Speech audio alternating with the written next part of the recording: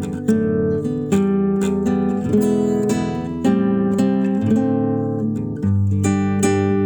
selamat pagi dan selamat Sabat bagi kita semua. Pada hari Sabat yang indah ini, saya Rebecca dari kelas 91 akan membawakan firman Tuhan yang berjudul Kesungguhan Tujuan.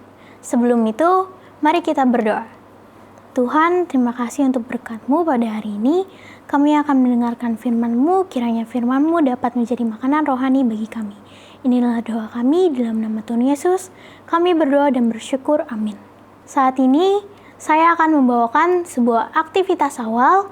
Di tangan saya ada kompas. Kompas ini bertujuan untuk menunjukkan tujuan bagi orang-orang yang tersesat atau ketika mereka mendaki gunung, mereka tidak tahu kemana arah yang harus mereka tempuh. Seperti di dalam kehidupan sehari-hari kita juga membutuhkan kompas kita tersendiri. Kompas kita yang adalah Allah. Kita membutuhkan Allah agar kita tetap berada di dalam jalan yang benar dan kita dapat mencapai tujuan kita. Kita bisa belajar dari tokoh. Ada 2 tokoh dari Bilangan 13 ayat 1-33. Tuhan berfirman kepada Musa. Katanya kepada Musa, "Suruhlah beberapa orang mengintai tanah Kanaan yang akan kuberikan kepada orang Israel. Dari setiap suku nenek moyang mereka, haruslah kau suruh seorang, semuanya pemimpin-pemimpin di antara mereka." Kemudian, Musa menunjuk tiap-tiap pemimpin dari ke-12 suku. Jumlahnya 12 orang. Musa menyuruh mereka untuk mengawasi tanah Kanaan. Katanya kepada mereka, "Dan amatilah bagaimana keadaan negeri itu. Apakah bangsa yang mendiaminya kuat atau lemah? Apakah mereka sedikit atau banyak? Dan bagaimana negeri itu, dan apakah baik atau buruk? Bagaimanakah kota-kota yang didiaminya? Apakah mereka diam di tempat-tempat yang terbuka atau di tempat-tempat yang berkubu? Dan bagaimanakah tanah itu? Apakah gemuk atau kurus? Apakah ada di sana pohon-pohonan atau tidak? Tabahkanlah hatimu dan bawalah sedikit dari hasil negeri itu." Waktu itu adalah musim hulu hasil anggur. Mereka pergi ke sana dan mengintai selama 40 hari lamanya. Dan ketika mereka pulang, mereka membawa hasil panen dari negeri itu. Namun, 10 dari mereka tidak menetapkan hati mereka, dan mereka menjadi goyah. Kata mereka kepada Musa, dalam Bilangan 13 ayat 27-29, "Kami sudah masuk ke negeri kemana kau suruh kami. Dan memang negeri itu berlimpah-limpah susu dan madunya.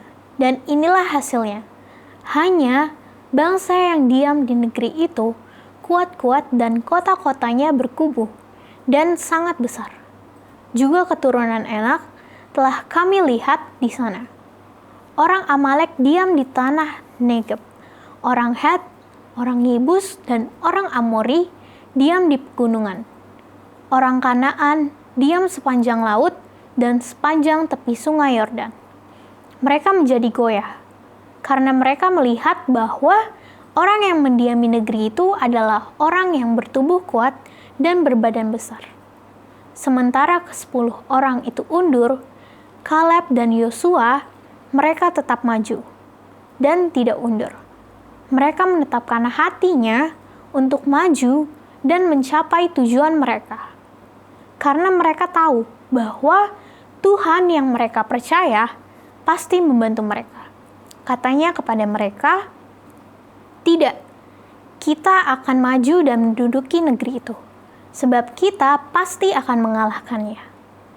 Ia bersikeras bahwa mereka pasti bisa menduduki negeri itu, menetapkan hatinya untuk tetap percaya bahwa Tuhan pasti akan memberi apa yang menjadi miliknya. Hingga akhirnya tiba, hanya Kaleb dan Yosua lah yang dapat menduduki tanah itu. Karena ketetapan hati mereka, mereka mencapai tujuan mereka. Saya mau membagikan sebuah kesaksian singkat tentang bagaimana Tuhan membantu saya untuk mencapai tujuan saya. Seperti yang kita tahu, untuk belajar fokus bukanlah hal mudah. Namun, Saya suka sekali untuk berdoa sebelum saya belajar. Dan ketika saya berdoa, hati saya merasa lebih lega. Dan ternyata ketika saya berdoa sebelum saya belajar, kefokusan saya lebih tinggi dari saya tidak berdoa ketika saya belajar. Dan ternyata ketika saya ada ulangan, Tuhan juga membantu saya. Sama seperti saya, Yosua dan Kaleb, mereka berdiri bersama dengan Tuhan. Mereka teguh hatinya. Dalam mengamati negeri itu, mereka menunjukkan hati mereka karena itu adalah perintah Tuhan. Dalam tulisan inspirasi, Amanat kepada Orang Muda, halaman 177, bab 39, mereka harus bisa mengerahkan segala kemampuan mereka ke dalam hal itu, menggunakan sebaik-baiknya kesempatan mereka untuk belajar dan bekerja. Dalam hal ini, ketika ada kemauan di dalam diri kita dan kita menetapkan hati kita ke dalam tujuan itu, maka hanya dengan kasih karunia Allah lah masa depan yang lebih baik akan diberikan kepada kita. Kita juga harus bisa menggunakan kesempatan yang kita punya untuk mencapai tujuan kita dengan sebaik-baiknya. Dalam 2 Tawarik 15 ayat 7, tetapi kamu ini kuatkanlah hatimu, janganlah lemah semangatmu, karena ada upah bagi usahamu.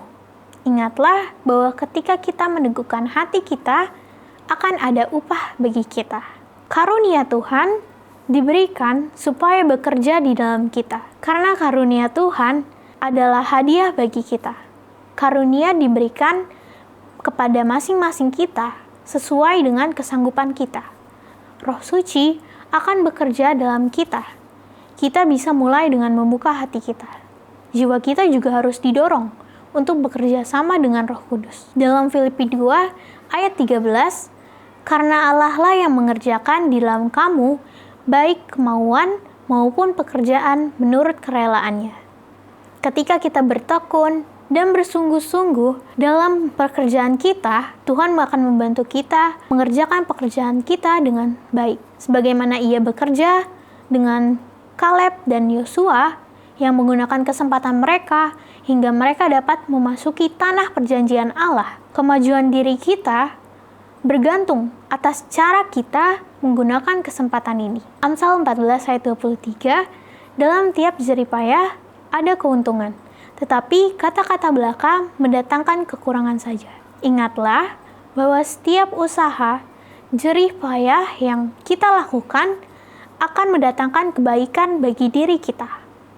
Tetapi sebaliknya, ketika kita hanya berbicara saja, mengandai-ngandai, hal itu akan membuat diri kita semakin jauh dengan tujuan kita.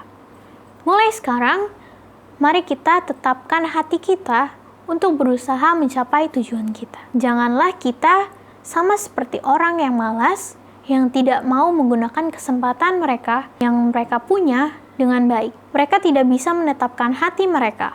Mereka lalai, dan bahkan mereka tidak tahu kemana arah tujuan mereka. Allah telah memberikan kepada kita kesempatan. Namun, pertanyaan bagi kita adalah apakah kita bisa menetapkan hati kita untuk menggunakan dengan baik kesempatan itu? Sebaiknya, kita menanggapi peluang yang ada dan memanfaatkannya dengan sebaik-baiknya. Banyak yang akan menjadi pemenang bila mereka mau bergantung pada kasih karunia Allah. Biarlah kita bersungguh-sungguh dalam melakukan tiap-tiap tanggung jawab kita. Tindakan yang diulang-ulang akan membentuk kebiasaan. Kebiasaan akan membentuk karakter. Selama kita tidak mengetahui pentingnya kita menetapkan hati kita untuk setia dalam hal kecil, maka karakter kita tidak akan pernah membuat diri kita bangga dengan karakter kita. Seperti dalam Lukas 16 ayat 10, barang siapa setia dalam perkara-perkara kecil, ia setia juga dalam perkara-perkara besar. Dan barang siapa tidak benar dalam perkara-perkara kecil, ia tidak benar juga dalam perkara-perkara besar. Tuhan menganggap bahwa setiap tugas adalah penting, karena dalam kehidupan seorang Kristen, tidak ada yang tidak berguna. Meskipun kita mengerjakan pekerjaan kecil, namun pekerjaan itu dapat membangun tabiat kita. Yosua dan Kaleb melakukan pekerjaan mereka dengan segenap hati mereka, sehingga Tuhan membantu mereka tetap fokus dengan tujuan mereka.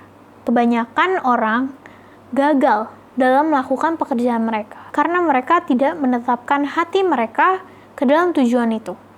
Mereka merasa bahwa talenta yang mereka punya merupakan talenta yang besar, sehingga mereka menunggu pekerjaan yang besar datang kepada mereka. Namun mereka tidak melakukan pekerjaan kecil. Arahkanlah pikiran dan hati kita untuk melakukan pekerjaan itu. Maka Ia akan menolong kita dalam melakukan pekerjaan kita. Seperti Raja Hizkia yang berhasil, Yosua dan Kaleb juga bisa berhasil karena mereka mencari Allah. Dalam 2 Tawarik 31 ayat 21, dalam setiap usaha yang dimulainya, untuk pelayanannya terhadap rumah Allah, dan untuk pelaksanaan Taurat dan perintah Allah, ia mencari Allahnya.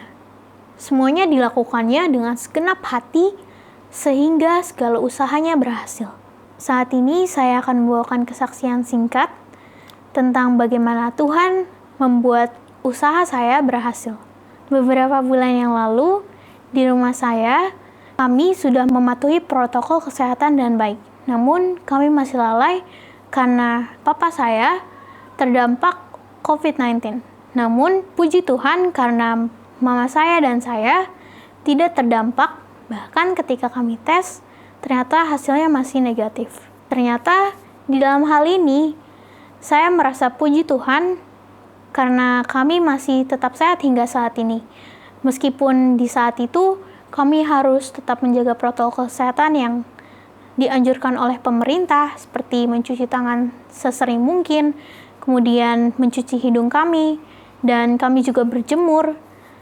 Tapi dengan kuasa Tuhan, saya dan mama saya hingga saat ini masih dalam keadaan sehat. Dan ternyata ketika kami melakukan dengan baik tugas kami, mematuhi protokol kesehatan, dan kami juga berdoa, berusaha dengan segenap hati kami dapat mencapai tujuan kami, yaitu tetap dalam keadaan sehat. Seperti saya dan mama saya yakin kita semua juga bisa untuk menetapkan hati kita dan melakukan dengan segenap hati tugas kita agar kita bisa mencapai tujuan kita. Kita harus bisa menggunakan waktu dan kesempatan kita dengan sebaik-baiknya. Namun, keinginan hendak memuliakan Tuhan haruslah menjadi motif tertinggi dalam berusaha. Pikiran kita dan segala sesuatu yang kita lakukan juga harus bisa sejalan dengan akal budi kita. Jika kita mementingkan kepentingan diri sendiri, hal itu akan menghambat pertumbuhan pikiran dan bahkan mengeraskan hati kita, membuat diri kita menjadi pribadi yang tidak mengenal kasih Allah. Kemampuan untuk memusatkan pikiran pada pekerjaan yang sedang dilakukan adalah berkat yang besar. Kita harus bisa mengenal tugas kita dan melakukannya tanpa membiarkan pikiran kita tidak fokus. Jika kita sudah bisa disiplin dalam hal ini, maka akan membantu kita sepanjang hidup. Sebagai orang muda yang takut akan Tuhan, sebaiknya kita bergumul, mengendalikan pikiran kita dengan baik dan melakukan yang terbaik. Yosua dan Kaleb menetapkan hati mereka untuk tetap fokus dengan tujuan mereka untuk mendapatkan negeri yang telah dijanjikan oleh Tuhan. Kita juga bisa mengingat bagaimana Tuhan berkorban bagi kita. Ia yang mengorbankan nyawanya bagi kita. Dalam The Youth Instructor 20 Agustus 1903, demikianlah setiap orang akan mendapatkan kemajuan sejati dengan sukacita, kemurnian, dan ketulusan hati, juga ketetapan hati, walau kadang menyakitkan, kita bisa mengerahkan segala upaya dengan tekun dalam mengerjakan pekerjaan Injil dari Tuhan. Ada sebuah kutipan lagi dari pena inspirasi, Thought from the Mount of Blessing, halaman 202, semua orang yang berjalan dalam kebijaksanaan adalah luar biasa gembiranya. Meskipun mereka berada dalam penderitaan, Tuhan mereka itu berjalan dengan tidak kelihatan di samping mereka. Tiap-tiap langkah ke atas, mereka melihat lebih nyata pegangan tangannya. Sinar kemuliaan yang lebih terang dari yang tidak kelihatan itu menerangi jalannya. Bahkan terdengar nyanyian pujian mencapai nada tinggi bernyanyi dengan para malaikat. Dalam kutipan tersebut, Tuhan yang mereka percaya menolong mereka untuk menghadapi hal yang mereka jalani.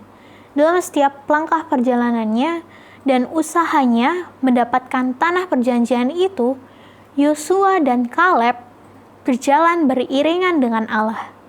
Tangan Tuhan memegang mereka, hingga akhirnya mereka tiba di tanah yang menjadi kebahagiaan bagi mereka. Tuhan yang sama juga akan membantu kita melewati jalan kehidupan kita bila kita mau menetapkan hati kita untuk berpegangan tangan bersama dengan Tuhan naik ke tempat tujuan kita, ke dalam tempatnya yang mulia dan duduk bersamanya di Taman Firdaus. Jadi apa yang kita dapat?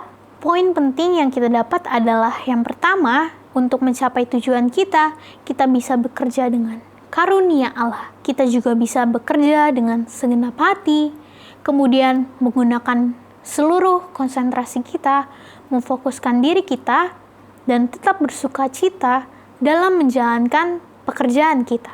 Bagaimana kita bisa berhasil?